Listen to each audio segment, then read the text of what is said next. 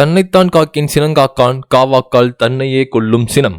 Second language Tamil எடுத்த ஸ்டூடெண்ட்ஸ்க்குலாம் என்னடா எங்கேயோ கேட்ட மாதிரி இருக்கேன்னு யோசிக்கிறீங்களா? ரொம்ப யோசிக்காதீங்க, அது திருக்குறள் தான். அதில் என்ன சொல்லியிருக்காங்கன்னா, ஒருத்தன் தன்னைத்தானே காப்பாற்றிக்கணும்னா ஃபஸ்ட்டு அவனோட கோவத்துலேருந்து அவனை காப்பாற்றிக்கிட்டா போதும், இல்லைனா அவனோட கோவமே அவனை அழிச்சிரும். ஜென்சி பீப்புளெலாம் என்னடா அவன் திருக்குறள்லாம் சொல்லி ஆரம்பிக்கிறானே அப்படின்லாம் நினைக்காதீங்க. கவராட்லேயே நான் எதை பற்றி பேச போகிறேன்னு உங்களுக்கு தெரிஞ்சிருக்கும். ஆனாலும் நான் சொல்லுவேன், சொல்லியே தீருவேன். ஸோ அப்படி ஏதாச்சும் சொல்லி ஆரம்பிக்கணுமேனு யோசிச்சுட்டே பஸ்ஸில் போயிட்டு இருந்தப்போ திருக்குறள் பார்த்தேன். ஸோ அதான் திருக்குறள் சொல்லி ஆரம்பிக்கலாமேன்னு ஆரம்பித்தேன். அந்த திருக்குறளில் சொல்லாத விஷயமே இல்லை.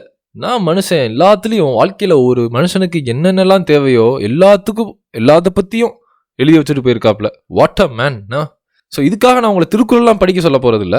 நீங்கள் கவர்மெண்ட் பஸ்ஸில் ட்ராவல் பண்ணீங்கன்னா அதில் டிரைவர் சீட்டு கிட்ட திருவள்ளுவரோட படத்தோட போட்டே ஒரு குறள் வந்து ஸ்டிக்கர் மாதிரி ஒட்டியிருப்பாங்க. அதை படிச்சிங்கனாலே போதும்.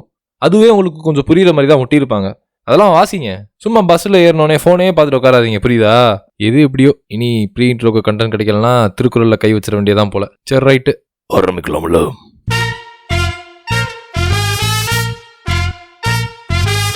ஹாய், ஹலோ, வணக்கம். நான் உங்கள் Harish. This is VOV voice of Vaigai, tales of a boy from Madurai.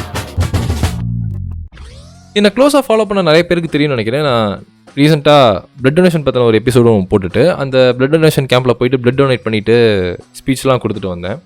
அந்த கேம்ப் போயிட்டு நானும் என் அப்பாவும் ரிட்டர்ன் ஆகிட்டு இருக்கோம். சண்டே மதியானம் ரோட்டில் ஆள் நடமாட்டம் ரொம்ப கம்மியாக இருக்குது.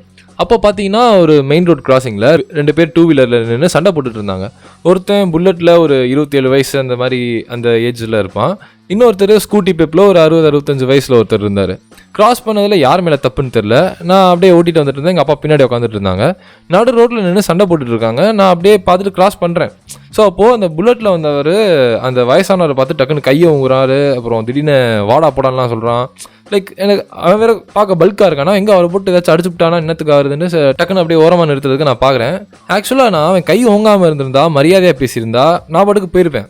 பட் ஆனால் நாங்கள் கிராஸ் பண்ணுறப்போ அந்த வயசானவரை இது மாதிரிலாம் சொல்கிறப்போ எனக்கு மனசு கேட்கல. டக்குன்னு நான் வண்டி ஓரமாக நிறுத்திட்டு இறங்குறேன், ஸ்லோ பண்ணுறேன். எங்கள் அப்பா வந்துட்டு இல்லை வேணாம் போ, எதுக்கு வம்பு அப்படின்ட்டு சொல்லிட்டு சொல்கிறாரு.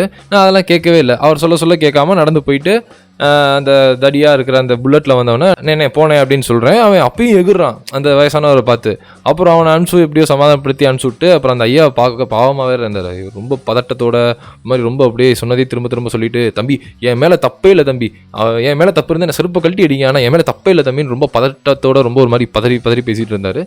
ஒன்றும் இல்லை, விடுங்க கிடக்கான் அப்படின்னு சொல்லி அவரை அப்புறம் காம் டவுன் பண்ணி அவர் அப்படியே அனுப்பிச்சு விட்றப்போ எங்கள் அப்பாவும் பின்னாடியே வந்துட்டாங்க.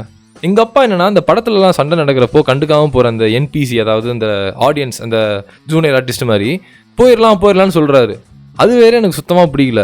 பிடிச்சி சத்தம் போட்டு விட்டேன். அவருக்கு உங்கள் அப்பா வயசு இருக்கும்ப்பா, அவர் மேலே தப்பு இருக்கட்டுமே, ஆனால் வயசுக்கு மரியாதை கொடுத்து அவன் கை ஓங்குறான், அவனேங்கிறான், வாடா போடாங்கிறான். நம்ம காதில் கேட்டும் கேட்காத மாதிரி எப்படிப்பா கிராஸ் பண்ணி போக சொல்கிறீங்க? அவன் பாட்டுக்கு அந்த ஐயாவை கோவத்தில் அடிச்சுட்டா அப்படின்னு சொல்லி கேட்குறப்ப தான் ஓகே விடு, தப்பு தான் அப்படின்னு அவர் ஒத்துக்கிறாரு. அடுத்து நீ இதை அப்படியே பாட்காஸ்ட்டாக எடுத்து போட்டுருவில்ல அப்படின்னு சொன்னதுக்கப்புறம் தான் எனக்கு தோணுது, ஆமாம் அடுத்து என்ன கண்டென்ட் போடுறதுன்னு நமக்கு ஒரு ஐடியாவே இல்லாமல் இருந்தோமே. சரி, ஓகே, ஆங்கர், கோவம் அப்படின்னு சொல்லி இதை ஒன்று எடுத்து பேசிடலாம் அப்படின்னு சொல்லி தான் நம்ம இப்போ இங்கே இருக்கோம். இது ரேண்டமாக 2 ஸ்ட்ரேஞ்சர்ஸ்க்கு நடக்கிற ஒரு ரொம்ப சின்ன ஆர்குமெண்ட் தான். பட் அந்த புல்லட்டில் வந்தவனோட கோவத்தினால இது எப்படி வேணா போய் முடிஞ்சிருக்கலாம். அந்த திருக்குறளில் மென்ஷன் பண்ணதுபடி கோவப்படுறப்போ அது நம்ம எமோஷன்ஸை வீக் ஆக்குது. ஒரு டிசிஷன் எடுக்கிறப்போ ரொம்ப ஸ்டேபிளாக தெளிவாக எடுக்கணும். ஆனால் அதே கோவத்தில் எடுக்கிறப்போ இட் லீட்ஸ் டு டேஞ்சர், ஆபத்தில் தான் போய் முடியும். பர்சனலாக எனக்கு நிறையா கோவம் வரும். மோஸ்ட் ஆஃப் த டைம்ஸ் அதுக்கு நான் ரியாக்ட் பண்ணி நிறையா லைஃப்பில் லூஸ் பண்ணியிருக்கேன், லெசன்ஸும் லேர்ன் பண்ணியிருக்கேன் அண்ட் ஸ்டில் பண்ணிட்டும் இருக்கேன். கோவம் வராமல் இருக்காது, கோவம் வரும். அது நியாயமான கோவமாக இருக்கணும் அண்ட் ரொம்ப முக்கியமாக அதை ஹேண்டில் பண்ண தெரிஞ்சிருக்கணும்.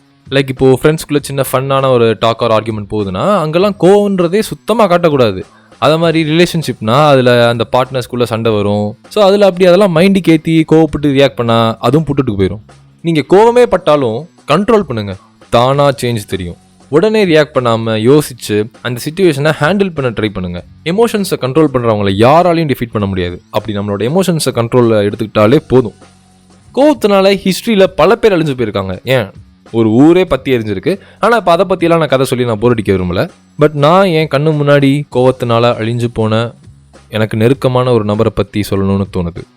என் அம்மாவோட அண்ணன், அதாவது என்னோட தாய் மாமா. என் மேலே சின்ன வயசுலேருந்தே ரொம்ப பாசமாக இருப்பார். பட் அவருக்கு இருக்கிற நிறைய கெட்ட பழக்கங்களில் ரொம்ப மோசமான ஒன்றுனா அது அளவுக்கு அதிகமாக கோவப்படுறது. சின்ன ஒரு லேண்ட் ப்ராப்ளம், கொஞ்சம் சகிப்புத்தன்மை இருந்திருக்கலாம், அட்ஜஸ்ட் பண்ணி போயிருந்திருக்கலாம், விட்டு கொடுத்துருக்கலாம். ஆனால் எதுவுமே பண்ணல. இப்போ நாங்கள் அவரை விட்டுட்டு இருக்கோம். சண்டைக்கு தான் போய் நிற்பேன், மல்லுக்கு தான் போய் நிற்பேன் அப்படின்னு இருந்தார். அவரை ப்ரூட்டலாக கொண்டுட்டாங்க. அவரோட அழிவுக்கு ஒரே காரணம் அவரோட கோபம் மட்டும்தான். ஸோ இதெல்லாம் ஒன் கைண்ட் ஆஃப் லெசன் தான் நம்ம வாழ்க்கையில் எடுத்துக்கிறதுக்கு.